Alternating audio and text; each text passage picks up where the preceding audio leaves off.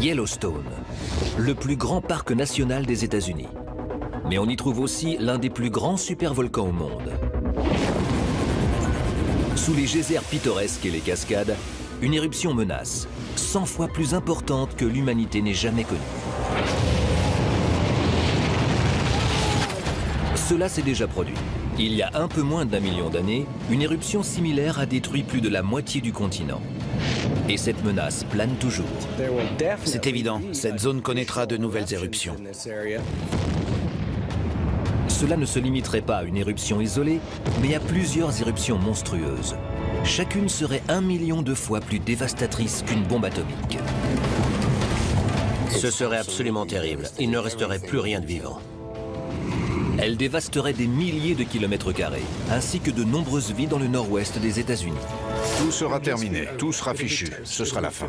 Nous sommes capables de nous rendre sous la surface terrestre afin d'analyser le volcan. Et pour la première fois, nous allons pouvoir découvrir la source de son énergie. Nous pourrons alors découvrir ce qui arrivera lorsque ce géant endormi se réveillera et deviendra une force de la nature.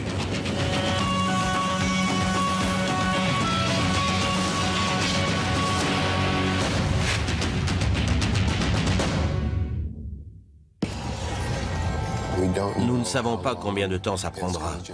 Alors nous ne pouvons qu'attendre cette éruption. Si dans le futur, le volcan de Yellowstone entrait en éruption, comme cela a déjà été le cas, cela engloutirait absolument tout dans un rayon de 160 km et perturberait l'équilibre naturel de la Terre pendant des années. Le premier signe d'agitation se traduirait par une activité sismique intensifiée. Avec l'augmentation de la pression de la roche en fusion, le sol se mettrait à gonfler. Le sol sera extrêmement déformé. Si ce phénomène était suffisamment lent, de gros changements dans les bassins de geyser seraient visibles à l'œil nu.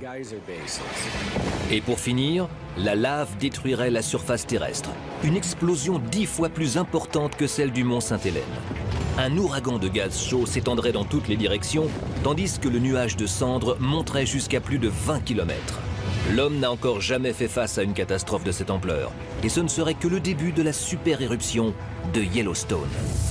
Quelques jours après, une seconde super éruption commencerait, puis une autre. Très vite, d'énormes explosions s'étendraient sur un périmètre de 80 km, crachant de la roche en fusion et des gaz brûlants. Dans un rayon de 160 km autour de Yellowstone, il ne resterait plus grand-chose à détruire. Dans l'atmosphère, le nuage de cendres se répandrait autour de la planète, faisant chuter les températures. L'agriculture mondiale sombrerait dans le chaos. Comment savons-nous que cela se reproduira? Car c'est déjà arrivé. La preuve se trouve dans les enregistrements géologiques d'anciens supervolcans. Il existe 1500 volcans autour du globe.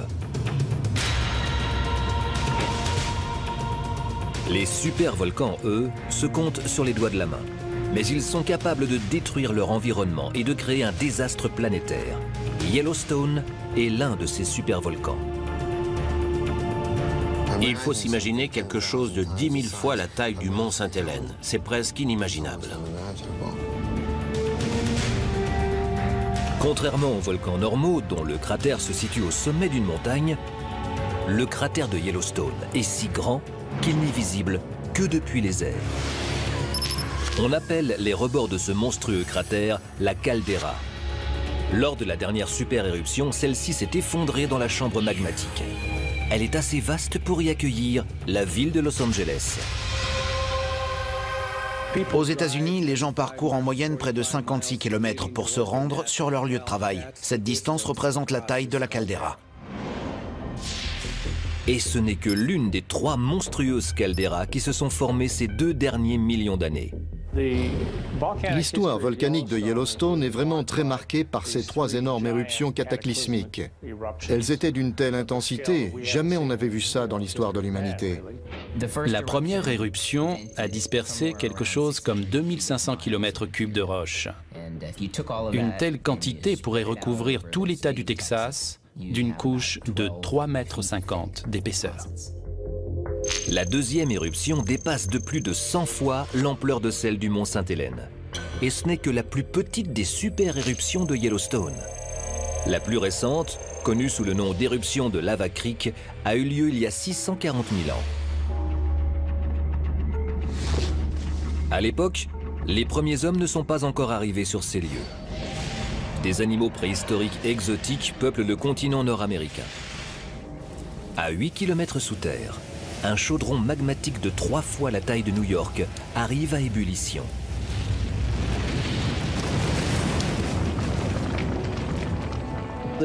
On pense qu'il y a eu des centaines de milliers de séismes qui ont pris de l'ampleur. Et avec les déplacements de roches brûlantes, les secousses étaient vraiment importantes. 1 million de tonnes de roches en fusion, chauffées à près de 1000 degrés, compressées contre la surface terrestre. Des jets d'eau surchauffés jaillissent de la surface terrestre à travers des fissures et montent dans les airs. Des centaines de geysers entrent en éruption sur 1300 km². Dans tout le système hydrothermal, des explosions ont lieu. Elles font des trous d'environ 1,6 km dans le sol. C'est incroyable. Mais ce n'est rien comparé à ce qui suit. Après des jours d'activité sismique et d'éruption de geysers, et sous la pression du magma et des gaz surchauffés en augmentation, la dernière super éruption de Yellowstone commence.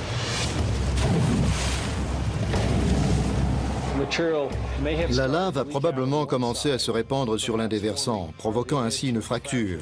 Lorsque la pression s'est mise à baisser, cela a provoqué une explosion. Un énorme nuage de cendres brûlantes et de roches en fusion est projeté dans la stratosphère à des vitesses supersoniques et avec la puissance d'une bombe à hydrogène. Les débris les plus lourds retombent au sol et se transforment en de gigantesques nuées ardentes. C'est comme un ouragan formé de cendres, de pierres ponces et de gaz chauffés à 800 degrés. Ça détruit tout sur son passage. Sur des kilomètres, ces rivières mortelles de cendres et de gaz carbonisent les animaux vivants et balayent les forêts comme des brindilles. Ça finit par s'étendre à l'extérieur de Yellowstone, dans l'Idaho et dans la région de Grand Teton. Une partie de cette coulée s'est déversée et a recouvert quelques endroits dans la vallée de Jackson Hole. Au final, cette coulée s'étend sur des kilomètres. Pendant des jours, le volcan de Yellowstone continue de projeter des tonnes de débris en fusion dans l'air, dévastant les alentours. Puis, dans la caldeira, une autre énorme explosion, puis une autre. L'une après l'autre, chaque éruption projette de plus en plus de lave et de roches pulvérisées dans les airs. Typiquement, au début d'une éruption, il n'y a qu'une seule cheminée. Mais cette cheminée va ensuite s'agrandir en se déplaçant, pour ainsi dire, sur les fractures. L'éruption de Yellowstone est devenue une super éruption. Ses effets dévastateurs frapperont le monde entier.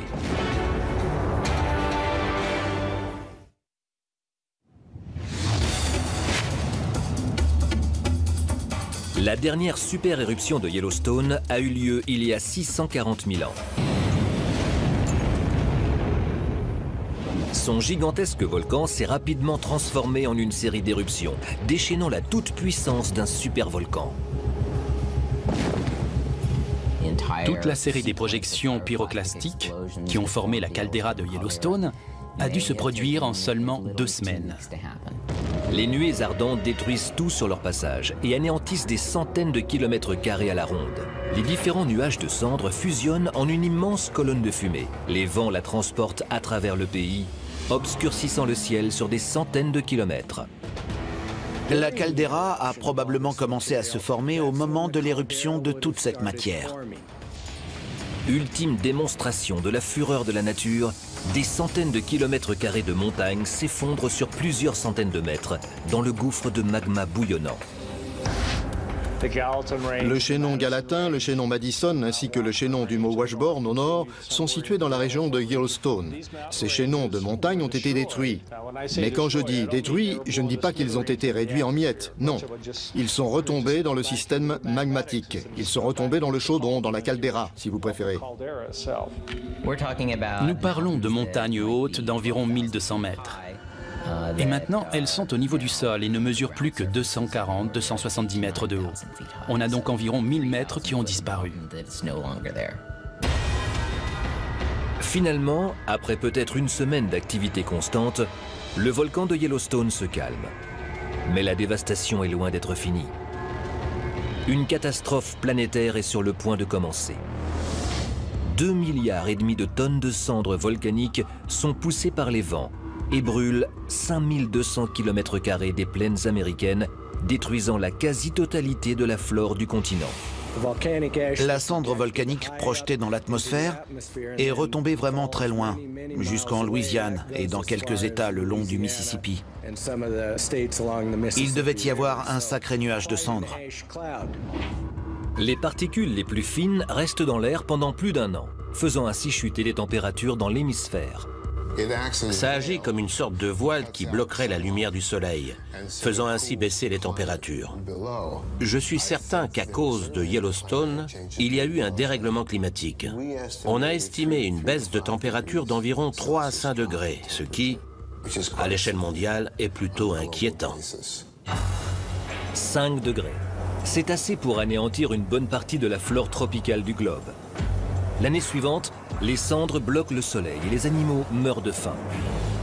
Il faudra des années pour que la planète s'en remette, pour que la lumière du soleil atteigne la surface terrestre, pour que les plantes repoussent à travers les couches de cendres, pour que les animaux repeuplent le continent.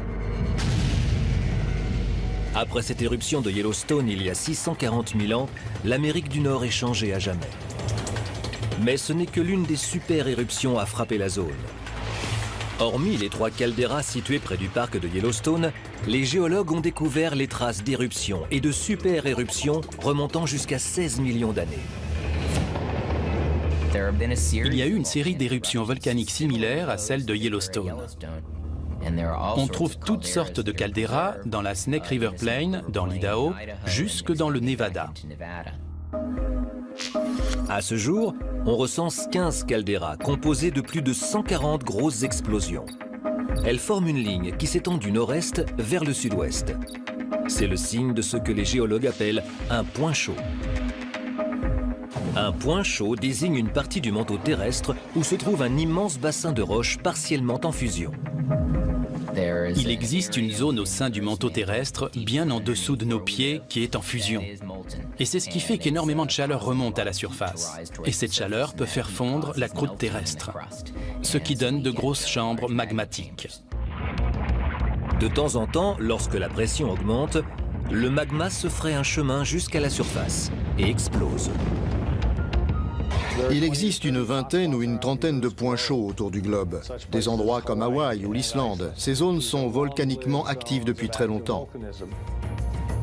Les îles Hawaï, par exemple, se sont créées une à une à travers les siècles à partir d'un volcan sous-marin. Même si on pense que le volcan s'est déplacé le long de la surface terrestre, il n'en est rien. La zone de roche en fusion n'a pas beaucoup bougé, mais la croûte terrestre, si. C'est également vrai pour le point chaud de Yellowstone. Par-dessus sa chambre magmatique, la plaque nord-américaine se déplace très lentement à hauteur de 2,5 cm par an vers le sud-ouest. À chaque nouvelle éruption, une caldeira se forme, toujours un peu plus au nord. On trouve des calderas jusqu'au nord du Nevada. Il est possible qu'il y ait eu une 50aine d'éruptions de l'ampleur de celles qui ont eu lieu à Yellowstone. Ces précédentes éruptions cataclysmiques font du supervolcan de Yellowstone le plus étudié au monde. Avec ses centaines de séismes annuels, ses milliers de geysers et son énorme chambre magmatique, c'est l'une des régions du monde ayant la plus forte activité géologique. Non seulement ce système respire, mais il est en mouvement. C'est pourquoi, selon moi, ces calderas sont bel et bien vivantes. Au cœur de ces super-éruptions, on suppose qu'un panache et de la roche en fusion remontent des entrailles de la Terre. Mais ce ne sont que des hypothèses. Toutefois, les scientifiques utilisent depuis peu des systèmes de surveillance qui récoltent des données sismiques autour de la planète. Ces données ont permis de créer la première image 3D de la source de puissance de Yellowstone. Après avoir installé plusieurs sismographes, dont la résolution élevée ressemble à celle d'un scanner médical, nous nous sommes aperçus que cela s'étendait sur à peu près 150 km au nord-ouest et qu'elle prenait sa source environ 600 km en profondeur. La source de magma de Yellowstone est enfouie à 725 km sous terre. Mais étonnamment, pas juste en dessous du parc. Elle se trouve à 240 km de là, sous la frontière entre le Montana et l'Idaho. C'était totalement inattendu. C'est quelque chose qu'on ne trouverait pas dans les livres scientifiques. Avec l'avancement de leurs recherches, les scientifiques se rendent compte qu'ils en savent très peu sur le volcan de Yellowstone. Les humains n'ont jamais assisté à une éruption volcanique de cette ampleur. C'est un peu notre défi de trouver exactement comment fonctionnent ces systèmes.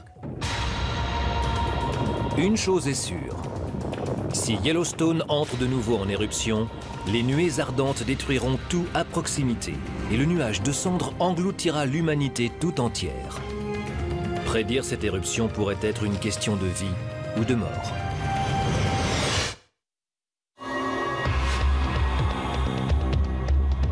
Le parc de Yellowstone, sa nature, d'une beauté onirique, pourrait se transformer en cauchemar. Sans avertissement, ce volcan gigantesque pourrait se réveiller et entrer en éruption, mettant toute la planète en danger. Contrairement à bien des catastrophes naturelles comme les tornades ou les ouragans qui sont de courte durée et localisés, les conséquences d'une super éruption du volcan de Yellowstone se répercuteraient sur la planète entière et ce pendant des années. Elle serait comparable à celle d'un astéroïde, c'est-à-dire assez énorme pour changer notre vision de l'histoire. Pendant un bon moment, l'histoire de la Terre se résumait à des changements graduels, à de longs changements effectués sur de longues périodes. Mais voilà que nous découvrons que de temps en temps, boum, une catastrophe apparaît sans crier gare. La plupart des scientifiques pensent qu'un astéroïde est à l'origine de l'extinction des dinosaures il y a 65 millions d'années. Mais les récentes découvertes montrent que les volcans aussi peuvent causer une dévastation planétaire. L'un des premiers volcans alimentés par le point chaud de Yellowstone est à l'origine d'un horrible cimetière qui s'étend sur des milliers de kilomètres. Il y a 12 millions d'années, la faune du Nevada était similaire à celle que l'on trouve de nos jours en Afrique. Il y avait des éléphants, des rhinocéros, des chameaux, des fauves, des chevaux semblables aux zèbres. Toutes ces créatures qui aujourd'hui n'y vivent plus. Leurs os, retrouvés dans le nord du Nebraska, nous en disent plus sur l'impact de Yellowstone. Ils ont été retrouvés, enterrés profondément sous des couches de cendres, des débris volcaniques provenant d'une super éruption.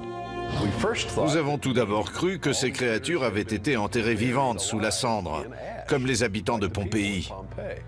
Mais en regardant les fossiles de plus près, nous avons découvert que ce n'était pas le cas. La plupart des fossiles montrent des traces d'une étrange maladie. Un indice qui expliquerait la mort de tant d'animaux. On constate une hypertrophie des tissus osseux sur les os des jambes et sur la mâchoire. Cette étrange hypertrophie est un des symptômes de l'acromégalie, un problème pulmonaire rare causé par l'inhalation de grandes quantités de poussière ou de cendres. Voici la mâchoire d'un chameau provenant du lit de poussière. Cette partie de l'os plus foncée, là, c'est une partie saine qui s'est normalement fossilisée.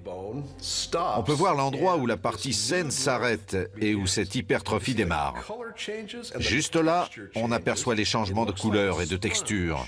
Cette chose qui ressemble à une éponge, c'est le principal signe caractéristique de l'acromégalie. Selon Mike Voorhees, la cendre provenant du volcan de Yellowstone a provoqué l'acromégalie constatée chez ces animaux. La cendre est essentiellement constituée de tout petits bouts de verre. On peut différencier la cendre volcanique d'autres roches aussi fines et poudreuses, car en raison des microscopiques bouts de verre, la cendre volcanique brille. Pendant une super éruption, l'énorme pression fait exploser la roche en fusion. Elle se transforme en minuscules bouts de verre soufflés par les vents qui atterrissent à des centaines de kilomètres. Lorsque la cendre volcanique retombe, le paysage entier est recouvert de cette poudre fine sur des milliers de kilomètres carrés. Les animaux, en marchant, vont soulever des nuages de poussière et la respirer en permanence. Nous pensons que les animaux ont respiré cette poussière nuit et jour, jusqu'à ce qu'à terme, leurs poumons cessent de fonctionner. Dans les plaines du Nebraska, pourtant à des milliers de kilomètres d'un supervolcan, la plupart des animaux ont succombé à la cendre en à peine une semaine. Les volcans peuvent tuer à distance. Il y a 20 ans, je n'aurais pas cru qu'un volcan puisse causer de nombreux morts à des milliers de kilomètres. Mais les pluies de cendres m'ont convaincu. En 1815, l'éruption de l'île indonésienne de Tambora est la preuve que la cendre peut tuer indirectement en créant de considérables changements climatiques. De 50 fois la taille du mont Sainte-Hélène, l'impact du volcan de Tambora est énorme. En éjectant près de 150 millions de tonnes de cendres et de débris dans les airs, l'éruption a amputé la montagne de 1220 mètres. Le nuage de cendres était visible à des centaines de kilomètres. Le nuage a survolé l'Inde, a obscurci le ciel et a fait chuter les températures qui sont descendues en dessous de 0 degré.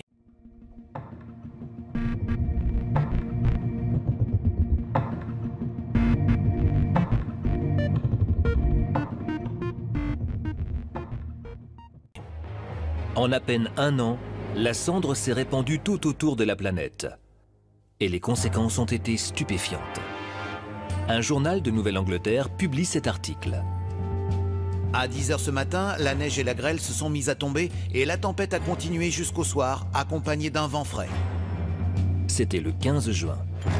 À certains endroits, il n'y a pas eu d'été. Dans l'est des États-Unis, il y avait de la neige et de la glace au mois de juin, juillet et août. Ils ont replanté leur culture. Elles ont succombé au froid, alors ils ont replanté. Ce temps anormalement glacial atteint l'Europe à quelques 14 km de Tambora. La vie est plongée dans le chaos. En 1816, c'était la dernière période de famine généralisée en Europe. Ce n'est plus jamais arrivé depuis, et je suis quasiment sûr que l'éruption du Tambora en était la cause.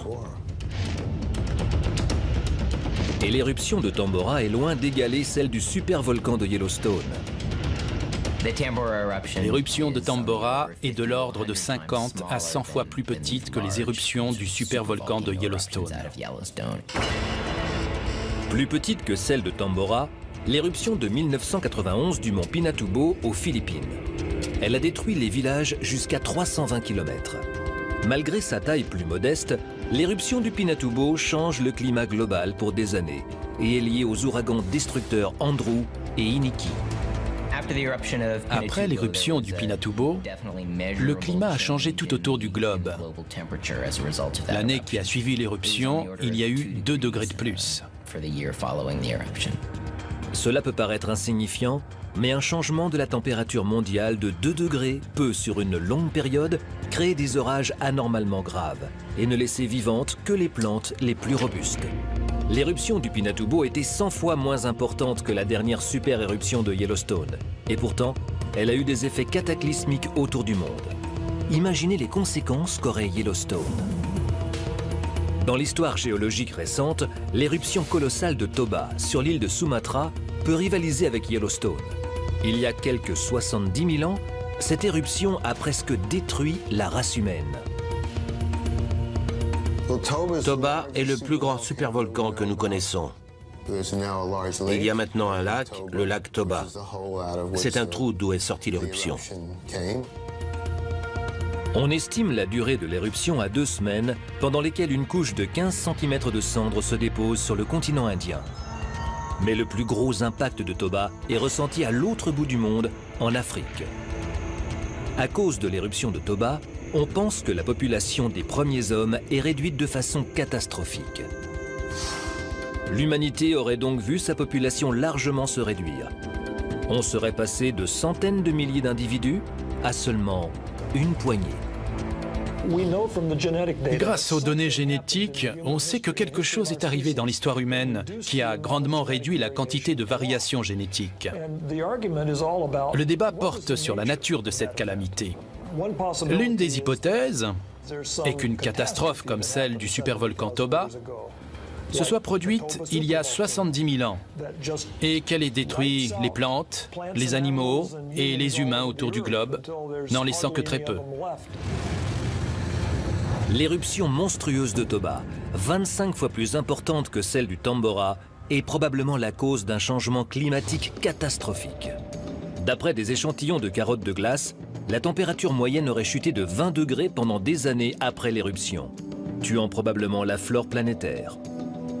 Les zones tropicales, comme l'Afrique, sont les plus durement touchées. À l'époque, les humains sont en Afrique. C'est pourquoi nous avons été directement touchés. De plus, cette végétation tropicale n'avait jamais connu le froid. Elle n'avait donc aucun moyen de s'adapter à ces basses températures. Les températures glaciales détruisent la plupart de la flore africaine. La famine qui en résulte aurait décimé une grande partie de la race humaine. Il est possible que les 6,5 milliards d'êtres humains qui peuplent aujourd'hui la Terre soient les descendants directs des rares à avoir survécu. Si une unique éruption comme celle de Toba est assez puissante pour presque anéantir la race humaine, quelles seraient les conséquences d'un supervolcan ?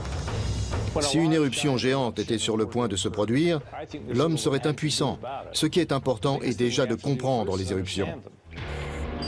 Ainsi, les scientifiques étudient chaque détail du volcan de Yellowstone. De leur découverte pourrait dépendre notre survie.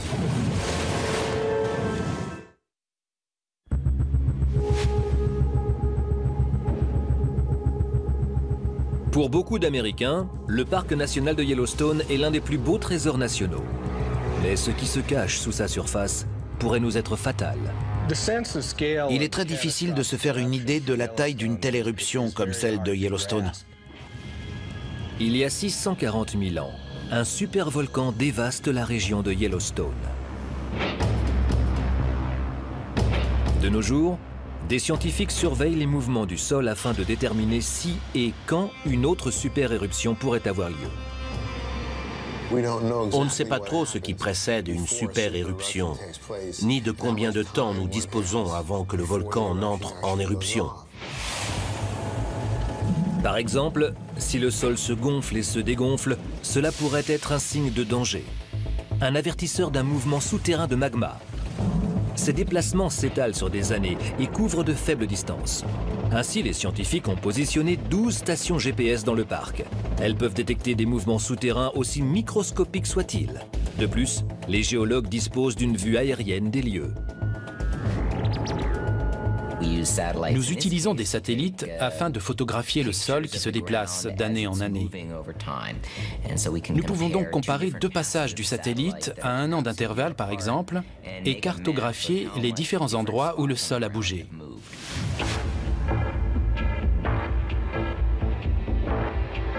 Grâce à ces outils, les géologues sont maintenant capables de récolter des informations sur les changements dans la caldeira. D'après de récentes données satellites, une grosse partie de la caldeira se gonfle. Ce que nous constatons, c'est le soulèvement d'environ 6 à 8 cm par an, ce qui est énorme. Le soulèvement le plus spectaculaire se trouve au nord du lac de Yellowstone, ce que les géologues appellent un dôme de résurgence. À l'intérieur de cette caldeira se trouvent ces zones en orange ici. Ce sont des dômes de résurgence. Ces zones évoluent au fur et à mesure que la caldeira se soulève et se rabaisse. Les géologues pensent que ces deux zones ont été soulevées par la chambre magmatique pendant la formation de la caldeira. On pensait que le magma contenu dans ces dômes maintenait toute la zone en place, mais on ne pouvait pas en être sûr jusqu'à récemment. Nous connaissons ce type de panache magmatique semblable à celui de Yellowstone. C'est le tube par lequel la roche en fusion venant du noyau terrestre atteint la chambre magmatique au bout du panache. Avec des données similaires, les géologues ont créé une représentation 3D de la chambre magmatique sous la caldeira de Yellowstone. Cette image tridimensionnelle est une sorte de radiographie de la Terre, comme si on la passait dans un scanner. Cela nous fournit une image de ce que nous pensons être le système magmatique de Yellowstone. On pense que cette chambre, en forme de U, contient plus de 1250 km3 de roches partiellement en fusion. 100 fois plus que la chambre magmatique du Pinatubo, et à seulement 8 km sous la surface. Plus important encore, la zone la plus élevée repérée par satellite se trouve directement au-dessus d'un pic de la chambre. Cela indique que la chambre magmatique gagne en volume, soulevant la surface terrestre au niveau du pic. L'autre zone déformée se trouve près du bassin de geyser de Norris, l'un des bassins géométriques les plus chauds et instables du parc. Le bassin de geyser de Norris est l'une des zones hydrothermales les plus actives de Yellowstone. Elle change tout le temps et nous découvrons toujours de nouvelles choses en train de se produire. Il y a quelques années, les images satellites ont montré le plus grand gonflement de Yellowstone, mais il a changé de direction et est en train de dégonfler. Ce n'est pas vraiment la caldeira, mais c'est l'une des zones du parc les plus chaudes. Il est possible que du magma s'étende au nord, sous le sol de cette région. La source de l'instabilité du bassin pourrait être le magma, ou un autre élément clé de l'activité volcanique, les séismes. Les séismes sont comme le moteur du système. Ils prennent part à l'activité volcanique, par exemple dans la création de montagnes et dans le volcanisme de Yellowstone. Comme il n'y a pas de fumée sans feu, il n'y a pas de volcan sans séisme. La pression du magma qui peut exploser en un volcan force le sol à changer. Et cela crée des séismes. On peut les considérer comme les révélateurs d'une éruption imminente. La sismicité et la déformation du sol sont deux éléments qui précèdent une éruption volcanique. Ils sont très attentivement surveillés. Sur cette représentation informatique, chaque point rouge représente un séisme. D'ordinaire, on recense des centaines de séismes chaque année dans le parc. Ces dernières années, la plus forte activité sismique est située sous deux zones du parc.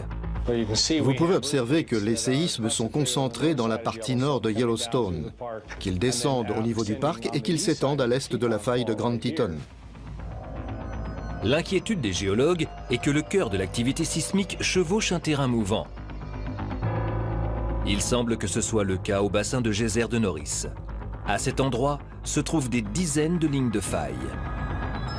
C'est très alarmant. Le magma est en train de remonter. On s'attend à avoir une protubérance du sol, ainsi que des séismes, tandis que le sol se fissure peu à peu. Les scientifiques craignent que les failles du séisme ne se fissurent sous la pression du magma en dessous d'elles, créant ainsi une éruption. Les géologues surveillent aussi les geysers, les sources chaudes et les mares de boue du parc à la recherche de grands changements de température et de composition chimique. Un indice annonçant d'importants mouvements de magma. Pour l'instant, les géologues ne croient pas à l'imminence d'une éruption. Mais si la température de l'eau augmente, que le sol gonfle, ou s'ils constatent de plus en plus de séismes, c'est peut-être le signe qu'une éruption se prépare à Yellowstone. Selon moi, en tant que géoscientifique, nous sommes assez intelligents pour repérer des indices et avoir des semaines, voire des mois pour nous préparer. Mais prédire précisément une éruption est loin d'être chose aisée. Les scientifiques se sont déjà trompés. Nous avons déjà vu des renflements, des vibrations et une sismicité accrue à Yellowstone. Toutes ces choses qui indiquent que le danger est proche. Et finalement, il ne se passe rien. C'est là le problème. Nous ne pouvons que surveiller le volcan. Cela n'est peut-être pas suffisant pour prévoir une éventuelle éruption. Le mont Sainte-Hélène était le volcan le plus surveillé de l'histoire. Pourtant, il a explosé avant que la zone n'ait pu être évacuée, faisant 56 morts. Malgré son éloignement, une éruption géante à Yellowstone pourrait menacer des milliers de vies. Rappelez-vous que l'été, des centaines de milliers de personnes passent la nuit dans la région de Yellowstone et de Grand Teton. Cela représente une ville américaine moyenne rassemblée dans cette zone d'éruption potentielle. Le niveau de risque est assez élevé. À Yellowstone, nous sommes au bord d'un précipice. La question n'est pas de savoir s'il y aura une éruption, mais de savoir quand et comment. On ne peut rien faire face à un volcan. S'il est sur le point d'exploser, il explosera. Et les effets sur notre civilisation seront catastrophiques. Nous ne pouvons peut-être pas empêcher une éruption. Malgré cela, les données scientifiques nous avertiront-elles à temps lorsque la roche en fusion se rapprochera de la surface ? À l'aide d'archives historiques, de représentations scientifiques et d'ordinateurs dernier cri, il est possible d'assister à la dévastation qui accompagnera l'éruption du volcan géant de Yellowstone.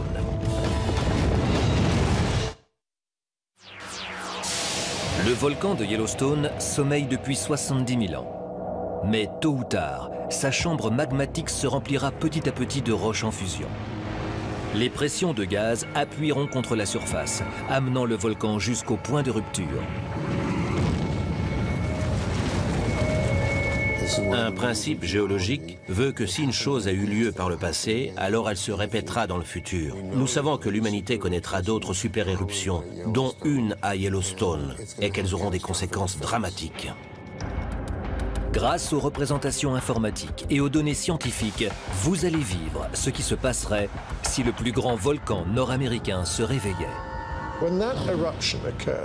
Lorsque cette éruption aura lieu, il est clair que le nord-ouest des États-Unis sera totalement dévasté. Tout sera terminé, tout sera fichu, ce sera la fin. Si Yellowstone entrait en éruption, la première chose que nous entendrions serait des grondements souterrains, signe de départ de dizaines de petits séismes. À cause de la pression grandissante des eaux chaudes, des gaz et de la brusque montée du magma, le sol se soulèverait. Les séismes gagnent en force alors qu'ils se propagent autour de la caldeira. Il faut évacuer tous les touristes du parc. Les autorités avertissent les villes dans un rayon de 160 km, ce qui équivaut à la zone de danger. Bozeman, dans le Montana, et Cody, dans le Wyoming, se préparent au pire. Dans le parc, de nouvelles fissures au sol relâchent d'immenses geysers d'où jaillit de l'eau bouillante jusqu'à 30 mètres de haut. Même les secousses des séismes vont créer des fissures qui permettront à plus de matière volcanique de sortir.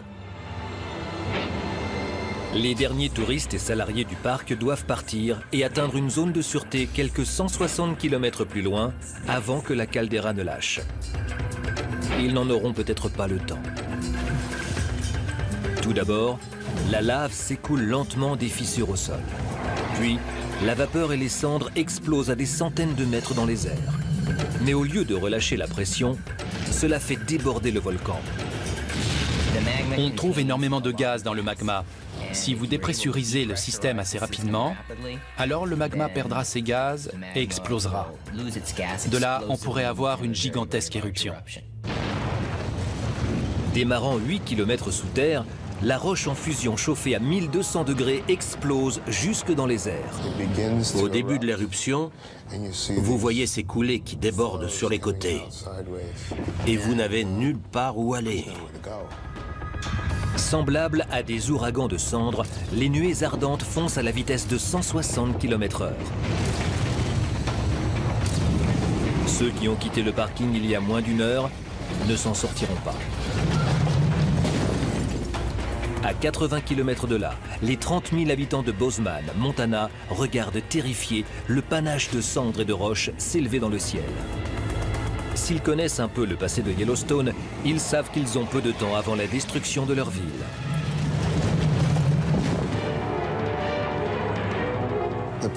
Les nuées ardentes peuvent s'éloigner de 80, voire de 160 km du volcan. Vous les verriez s'approcher, crête après crête. Et finalement, elles vous frapperaient. Elles sont dévastatrices. Localement comme dans toute la région. Tout disparaîtrait. Le ciel s'obscurcit en raison du nuage de cendres qui dissimule le soleil d'après-midi. Toute la matière volcanique va exploser très violemment à la surface et tout le magma sortira à une vitesse supersonique. La matière la plus fine pourra atteindre 15, 20, 25 km d'altitude. Puis, une autre éruption débute de l'autre côté de la caldeira. Puis une autre. Ce n'est plus une banale éruption volcanique. Comme il y a des centaines de milliers d'années, cette éruption sera la plus importante de mémoire d'homme.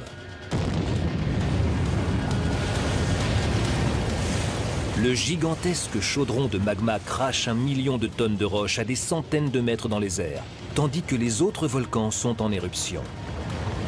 L'une après l'autre, les vagues de cendres et de débris brûlants détruisent tout sur leur passage. N'ayant pas été avertis à temps, près de 400 000 vies sont menacées. Et cela ne s'arrête pas là. La matière volcanique va finir par retomber à la surface. Tout autour de Yellowstone, la couche de cendres sera épaisse de 3, 6 ou peut-être même 10 mètres. Un après-midi d'été ensoleillé se transforme vite en une nuit enneigée et venteuse. Dans les États du Wyoming, de l'Idaho et de l'Utah, le poids des cendres fait s'effondrer les toits, tandis qu'un nuage rempli de cendres plus légères, 1000 fois plus important que celui produit par le mont Sainte-Hélène, dérive vers l'est au gré des vents. La cendre sera tellement éparpillée dans l'atmosphère que le trafic aérien sera perturbé, non seulement autour du lieu de l'éruption, mais tout autour du globe pour un certain temps.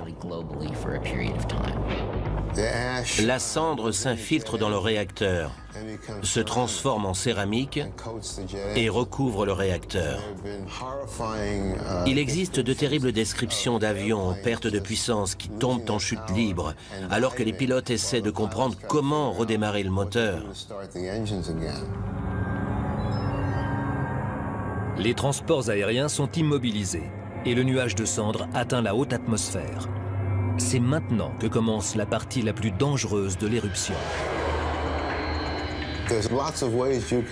Vous pouvez mourir de nombreuses façons lors d'une éruption explosive. L'une de ces façons est d'inhaler ces petits bouts de verre tranchants. Ils attaquent les poumons ainsi que les os et vous rongent de l'intérieur. Dans le pays, on distribue des masques de protection contre les cendres, mais les animaux sont vulnérables. En quelques semaines, une grande partie du bétail du pays est décimée, comme les animaux qui habitaient les plaines du Nebraska il y a 12 millions d'années. Les cendres volcaniques recouvrent une grande partie des terres agricoles du Midwest. Rien ne peut pousser sur la cendre volcanique fraîche. Comme ce fut le cas après l'éruption du mont Sainte-Hélène, on s'aperçoit que la cendre est stérile. C'est ainsi que les greniers du monde sont rayés de la surface du globe. Et les effets peuvent durer des années. Nous mettrons du temps pour nous en remettre. En attendant, d'où viendra la nourriture? Je ne sais pas. Des millions de gens sont susceptibles de mourir d'une famine causée par la retombée des cendres dans le Midwest américain. Et plus encore risquent de subir les effets du nuage de cendres qui se déplace autour de la planète. Il est fort possible que les effets climatiques soient bien pires que ceux que nous avons vécus ces derniers siècles. Après l'éruption de Toba, on sait que les particules de cendres resteront dans l'atmosphère pendant 6 ans, refroidissant la planète. Cela signifierait de la neige en juin, des gelées en août et la mort des cultures pour les années suivantes. Imaginez 6 ans, sans saison de culture. Qu'est-ce que cela signifie? Probablement que nous ferons face à une période ardue, dans laquelle nous nous nourrirons de racines. Ce seraient les conditions les plus rudes jamais affrontées par l'homme.